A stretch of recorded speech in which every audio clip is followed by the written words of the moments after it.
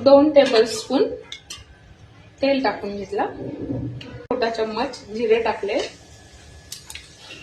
जिरे फुलून याच्यात आपण 2 मध्यम आकाराचे कांदे मिक्सर मधून काढून घेतले ते टाकले। गॅस मंद करायचा आहे।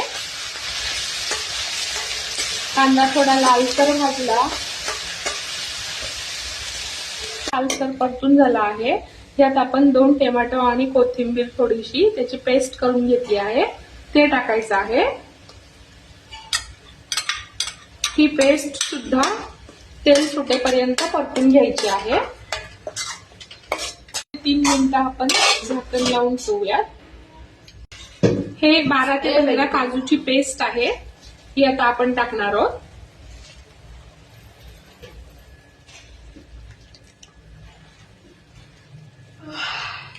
गॅस मोठा करायचा आणि आता ही पेस्टही चांगली ढवळून घ्यायची, परतून घ्यायची।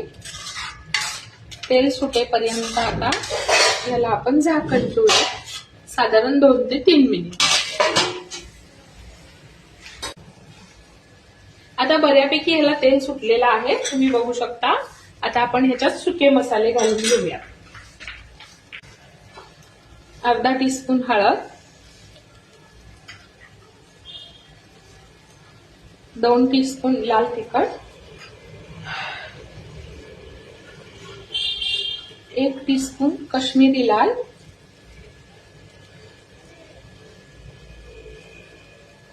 1 टीस्पून घरचा मसाला किंवा कांदा मसाला, कोणताही मसाला टाकला तरी चालेल तुम्ही, आणि 1 मोठा चमचा किचन किंग मसाला।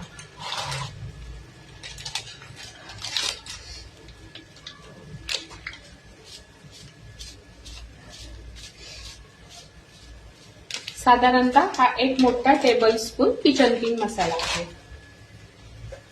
हे मसाले 2 मिनिटं परतून घ्यायचे।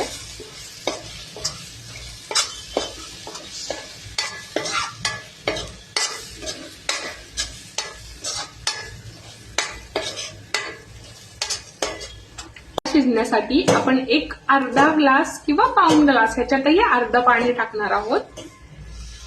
बघू शकता तुम्ही, अर्ध पाणी टाकलेलं आहे। 1 वाटी मटार 5 मिनिट उकळून घेतलेला आहे। आता ते पाण्यासकट मी ह्याच्यात टाकणार आहे।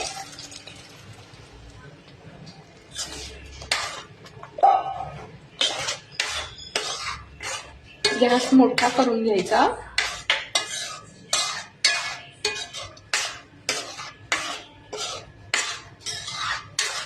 आता ह्याच्यात अर्धा टीस्पून मीठ टाकणार आहे। आपल्याला चवीनुसार मीठ टाकायचं आहे।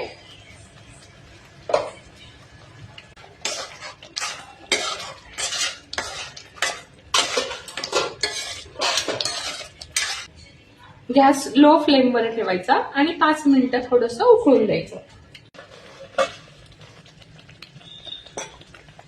हे बघा, त्याला तेल सुटलं आहे। मस्तपैकी मटारची भाजी आपली तयार आहे। मटारची भाजी चपाती बरोबर सर्व करा। जर रेसिपी आवडल्यास लाईक, शेअर आणि सबस्क्राईब करा। आणि आपण कुठल्या गावातून पाहताय ते कमेंट मध्ये लिहा।